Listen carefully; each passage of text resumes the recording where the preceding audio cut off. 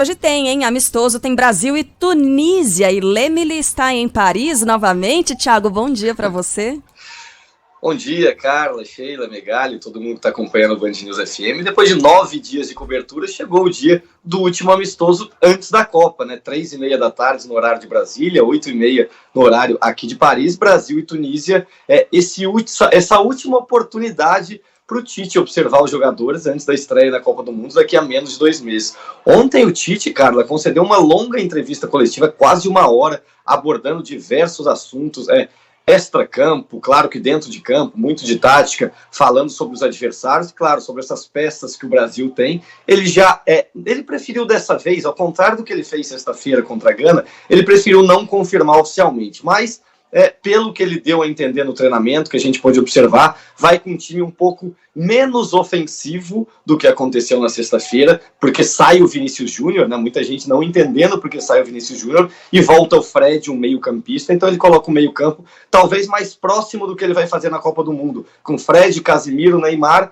aí na frente Paquetá, Richarlison e Rafinha. A outra mudança deve ser a entrada do Danilo na lateral direita, no lugar do Militão. Mas e a pergunta? E o Pedro? Cadê o Pedro, que foi convocado pela boa fase no Flamengo e aparentemente não vai ser titular? A gente perguntou isso pro Tite, vamos ouvir ele falando sobre o atacante do Flamengo.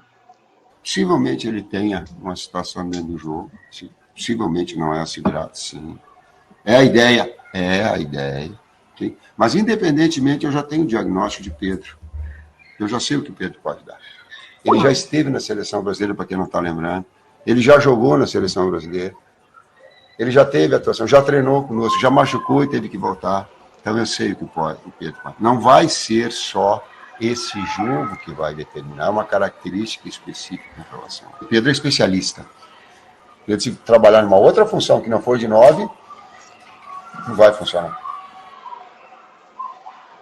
Então tá aí o Tite, técnico da seleção brasileira, respondendo aos vários questionamentos sobre o Pedro. Pelo jeito não será titular, mas teremos a oportunidade de ver o Pedro em campo hoje com o estádio lotado nesse amistoso contra a Tunísia, Carla.